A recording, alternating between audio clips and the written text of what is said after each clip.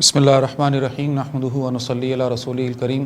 بھائی صبر ہی تو ہے سارے دین کا حاصل، صبر ہی تو ہے جو جنت کا رستہ ہے، صبر چابی ہے جنت کی، صبر کا بدلہ جنت ہے، اللہ کے نبی فرما رہے ہیں صلی اللہ علیہ وسلم۔ اور صبر ہی ہے جو اصل میں ہمارے لوازم نجات میں سے ایک ہے نا۔ سورہ عصر میں ہم پڑھتے ہیں اعوذ باللہ من الشیطان الرجیم والعصر ان الانسان لفی خسر الا الذین آمنوا وعملوا الصالحات وتواصوا بالحق وتواصوا بالصبر۔ تو لہٰذا ایمان، عمل صالح، تواصی بالحق یعنی ایک دوسرے کو حق کی وصیت کرنا، اور پھر صبر کی تلقین، اور صبر جس کے لیے اللہ نے جنت کی بشارتیں دی، صبر کرنے والے کو اللہ کی محبت مل رہی ہے۔ تو صبر کوئی بہت ایسی شے ہے جو انسان کو اعلیٰ ترین منزل پر پہنچا دے، لیول پر، لیکن تو اس کا مطلب یہ ہوا کہ یہ کرنے کا کام ہے اور آسان بھی نہیں، مشکل ترین کام، مشکل ترین۔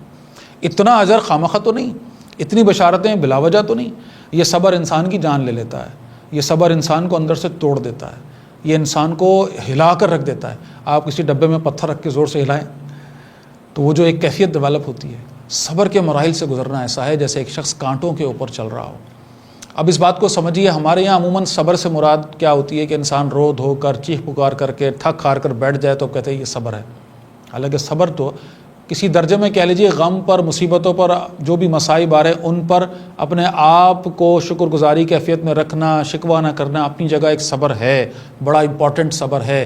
لیکن قرآن جس صبر کی بات کرتا ہے نا، قرآن جہاں کہتا ہے، اللہ فرماتا ہے اپنے رسول سے کہ وَاصْبِرْ، تو سمجھ لیجئے کہ یہ جو بات ہو رہی ہے یہ ہے ڈٹے رہو، جھیلو، استقامت دکھاؤ، پیچھے نہ ہٹو۔ دیکھیے ہر شخص اپنی اپنی جگہ اس بات کو سمجھے کہ اللہ کی رضا تک پہنچنا ہے۔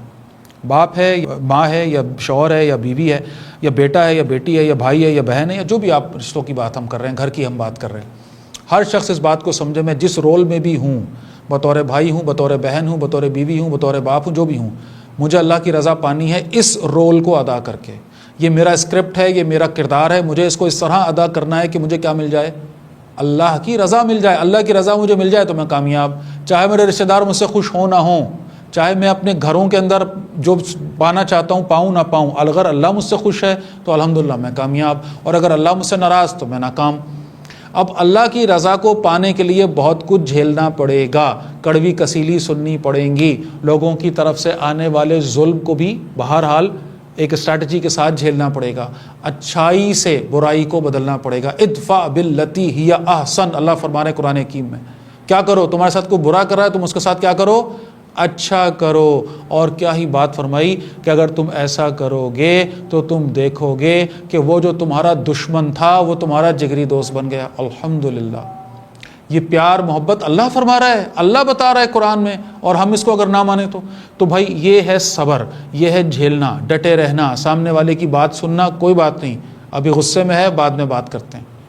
یہ صبر کا ایک عملی صبر کا میں مثال آپ کے سامنے دے رہا ہوں۔ سامنے والے نے زیادتی کی ہے، ٹھیک ہے، زیادتی کی ہے، بالکل کی ہے، میرا حق بنتا تھا مجھے نہیں مل رہا، ٹھیک ہے، ذرا سا صبر، ذرا سا رکیں، وقت آئے گا، تھوڑا موقع لگے گا، پہلے اس کو قائل تو کریں کہ آپ اس کے خیر خواہ ہیں، آپ اپنی اہمیت تو ڈیولپ کریں اس کے سامنے، اس کے بعد نمبر آئے گا اس بات کا کہ ہاں بھائی اب اس کو ریئلائز کروایا جائے کہ آپ نے ظلم کیا ہے، آپ نے غلط کیا ہے، آپ غلطی پر ہیں۔ یہ فوراً نہیں ہوگا، تھوڑا سا وقت کے ساتھ ہوگا۔ یہ جو وقت ہم گزاریں گے نا، مجھے پتا ہے کہ آپ غلط ہیں اور میں آپ کو ابھی نہیں بتا رہا کیونکہ اسٹریٹجی کے حساب سے یہ غلط ہو جائے گا، اور میں آپ کو ابھی اگر آپ کی غلطی بتاؤں گا تو یہ غلطی بڑھ جائے گی، تعلق خراب ہو جائے گا اور مقصد اچیو نہیں ہوگا۔ اب میں رکا ہوا ہوں، ڈٹا ہوا ہوں، آپ کو غلط جاننے کے باوجود آپ کے ساتھ اچھا سلوک کر رہا ہوں، یہ ہے صبر، یہ ہے ڈٹے رہنا، یہ ہے استقامت۔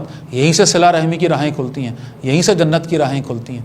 پھر ایک وقت آئے گا کہ جب آپ خود مجھے بتائیں گے کہ ہاں یار میں نے آپ کے ساتھ غلطی کی، میں نے آپ کے ساتھ زیادتی کی۔ یہ ہے کامیابی، یہ ہے دنیا اور آخرت کے اندر جس کو کہتے ہیں کہ انعام کا مل جانا۔